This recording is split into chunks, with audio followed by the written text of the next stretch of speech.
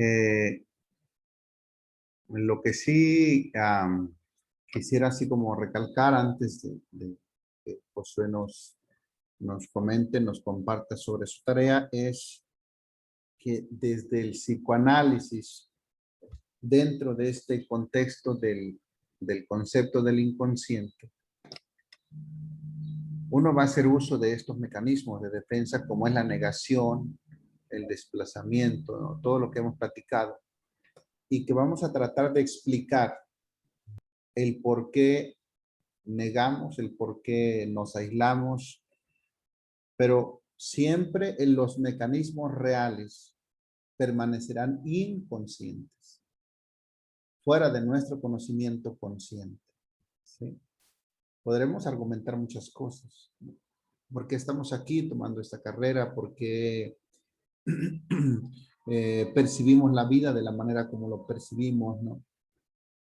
En el aula de clases seguramente será difícil visualizar, identificar los motivos reales inconscientes. No será lo mismo que en un consultorio psicoanalítico, pero quien tenga esta habilidad o estas herramientas teóricas quizás podrá percibir en algún momento, ¿no?, del entorno académico algunas cosas que le vayan dando pautas.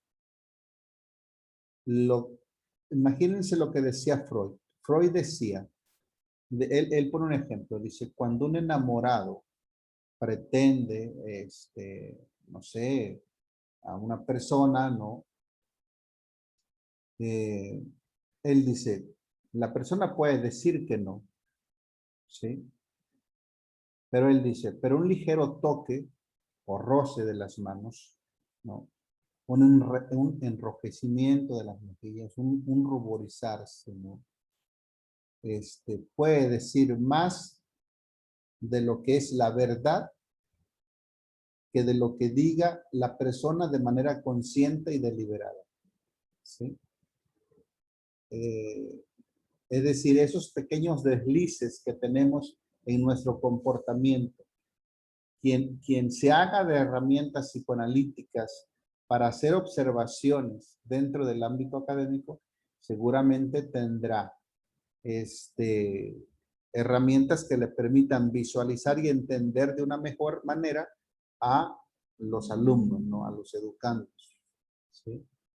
Pero siempre recuerden que dentro del contexto de la ética profesional, ¿no?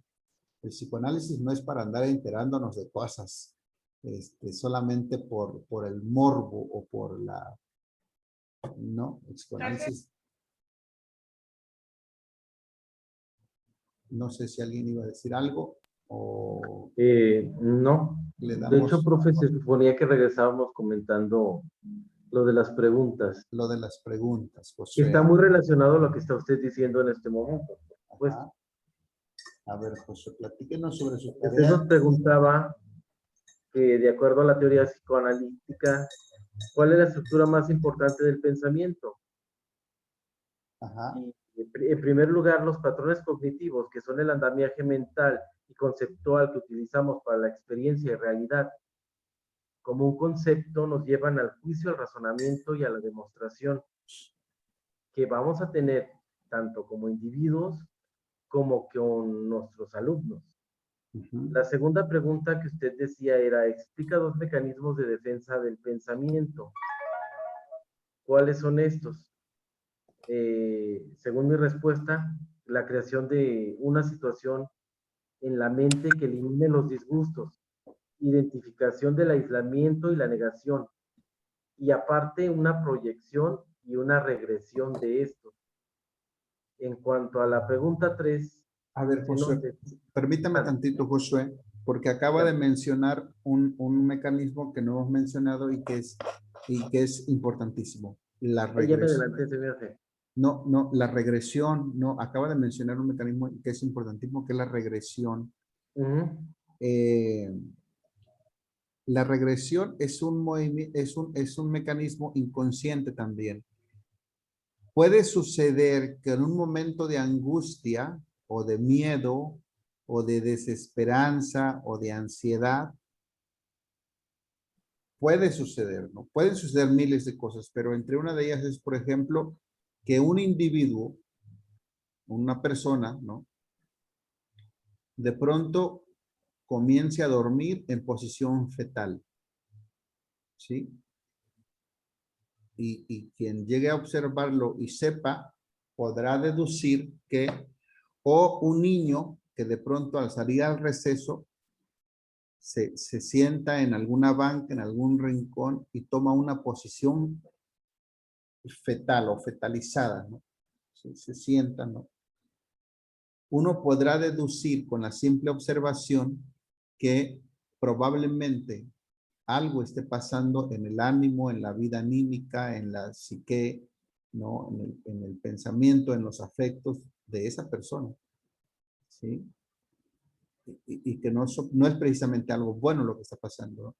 Porque hay un mecanismo de defensa que es la regresión, es decir, con el cuerpo, a través de un mecanismo inconsciente que se ve reflejado en el cuerpo, uno está como regresando, ¿no? A un estado de nuestra vida donde estábamos protegidos, ¿sí?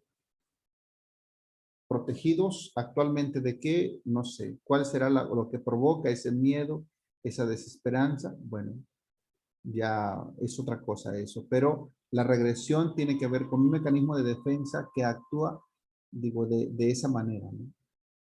Perdón, José, por la introducción. No, no, de hecho, está perfecto porque yo hablo de la regresión, Ajá, porque trabajo con gente con Alzheimer también. ajá, Entonces, mi padre también tuvo Alzheimer y muchas de las regresiones que tienen los enfermos de Alzheimer son así, hacen regresiones porque la gente cree que nada más tienen olvidos y se acabó. No, no, no. ujú, Pasan por muchas etapas y una de ellas es la regresión. Es por ello que regresan a todas las etapas de vida que tuvieron, sí, pero siempre son etapas en felicidad, no donde hubo golpe o donde hubo algún tipo de trastorno. Por eso es que yo en mi respuesta hablé de la regresión, ok, acordándome exactamente de lo que vivió mi padre y de lo que ha vivido mucha gente que tiene Alzheimer. ok.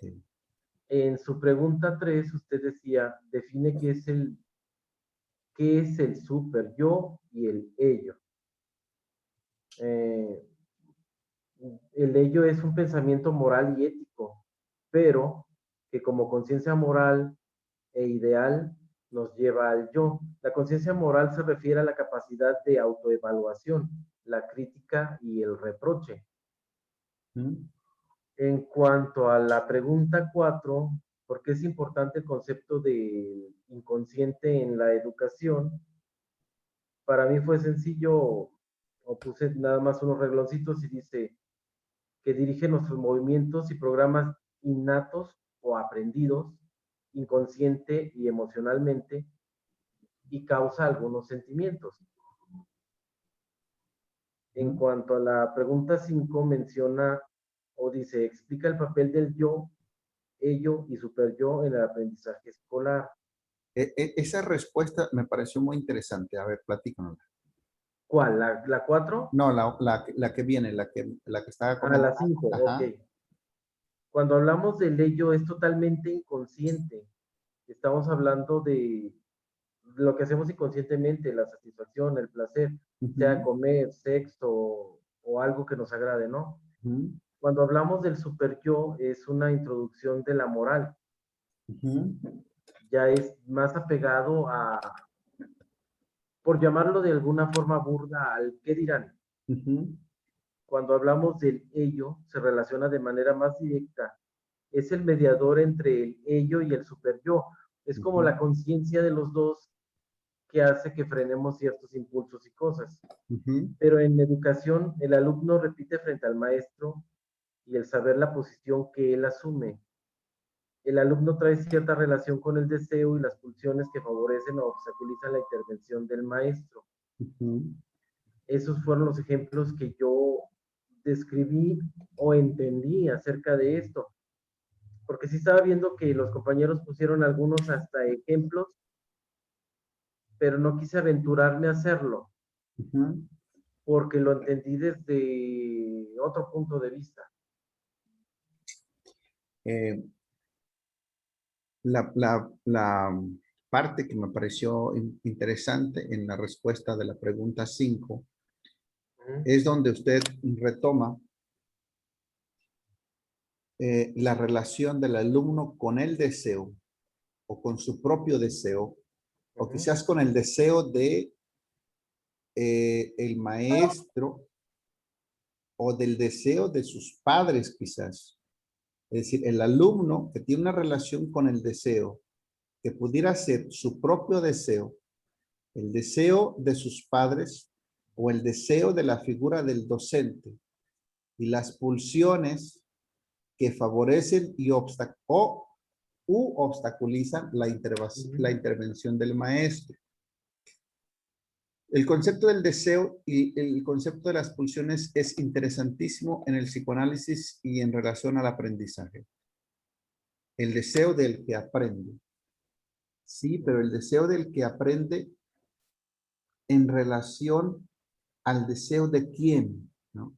Digo, esto se puede ver eh, sobre todo a nivel superior cuando los alumnos de pronto se dan cuenta que dicen, estoy estudiando esto porque mi madre me lo pidió, o mi padre me lo indicó, ¿no? O el alumno que dice, estoy estudiando esto porque me gusta y me encanta y lo quiero hacer, ¿no? Y no importa si no hay ámbito laboral amplio, pero esto me encanta, ¿no? Ujú. Este, el deseo de quién influye en el desarrollo de los niños y en el aprendizaje de los niños, ¿sí? Es que en el ejemplo que yo le pongo es como si el alumno fuera el yo que está bajo tutela o superditado al ello y al super yo. ¿Sí? Está como que en ese modo de conciencia de decir, ok, no me gusta, pero tengo que hacerlo y estoy superditado a este y a este, que era Eh, lo que eh, usted estaba diciendo. sí, Por eso es que lo puse al final como ajá. ejemplo, no tanto como lo que yo hubiera pensado. Sí, pero ahí el yo que es capaz de ubicar o de localizar su propio deseo Ujú, y no un deseo que divaga entre los impulsos del ello y las prohibiciones del super yo. Es ujú, decir, el niño que de pronto no se encuentra a sí mismo, o el adolescente o el adulto inclusive, que de pronto no se encuentra a sí mismo porque su deseo divaga. Es como si tú fuera la pelotita que va de un lado a otro entre los impulsos del ello y las prohibiciones y lo estricto que puede ser el super yo. Sí, el yo que no logra ubicar su deseo y conducirlo para alcanzar, digámoslo así, como una vía de superación, ¿no? ¿Sí? ujú, El deseo es un concepto importantísimo en el psicoanálisis y la pulsión también. Freud, Freud planteaba, proponía dos pulsiones básicas, la pulsión de vida y la pulsión de muerte. El eros y Thanatos, muerte, eros, ¿no? Amor, vida, ¿sí? Aquí lo importante es como docentes preguntarnos si el niño está encontrando su deseo en relación al aprendizaje o si el entorno familiar inmediato del niño o si uno como docente inhibe, reprime el deseo y la pulsión de vida, ¿sí? O estamos impulsando, digamos, detonando, tratando de desarrollar la pulsión, ¿no? El deseo del educando, ¿sí?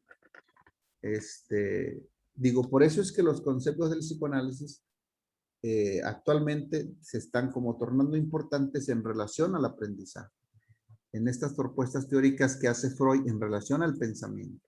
El pensamiento como herramienta, digamos, básica del aprendizaje. No sé, Josué, digo, de pronto uno lee sus apuntes, sus tareas y uno comienza a pensar en todo esto, ¿no? Pero no sé desde su perspectiva, desde su punto de vista, si, digamos, los comentarios van bien o usted lo quiso plantear en otro sentido.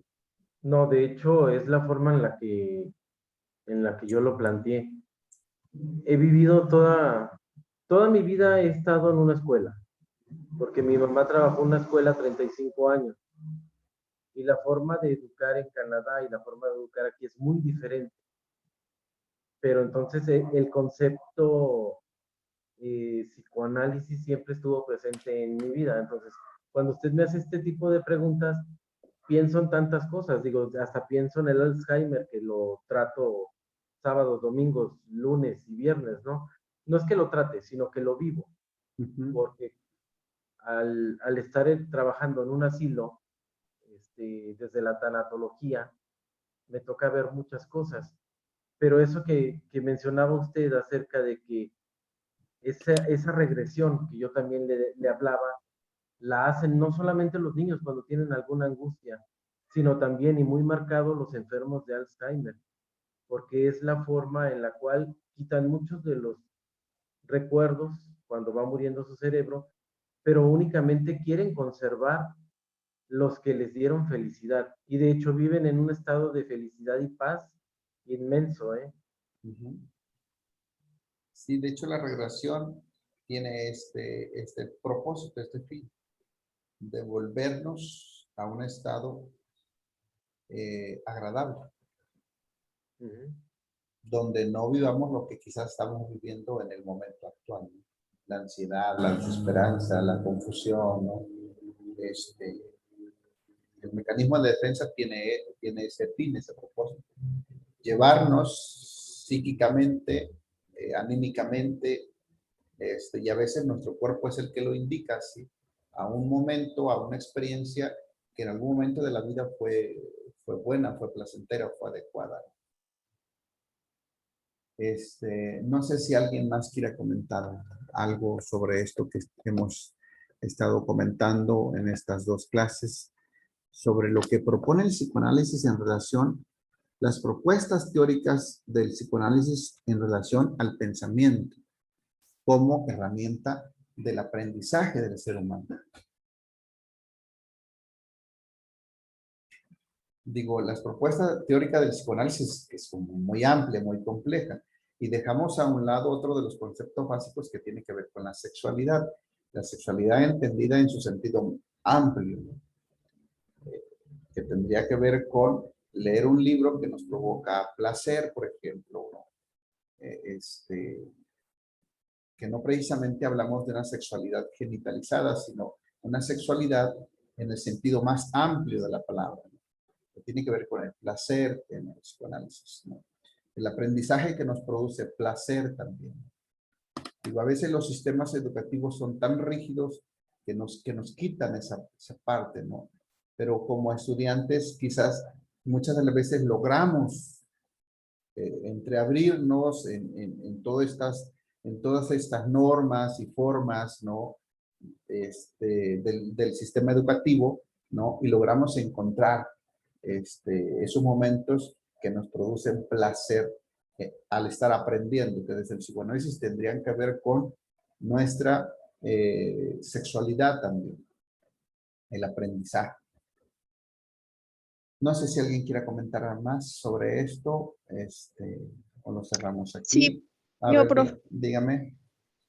Bueno, ahorita que hablaba de la educación y el aprendizaje, pues, leí un poco y que también se hacía, pues, de forma inconsciente y a veces, pues, sin esfuerzo, que lo aprendíamos, a veces era muy simple porque a veces hacíamos con las simples repeticiones que nosotros vamos haciendo, pues, vamos teniendo ese aprendizaje inconscientemente.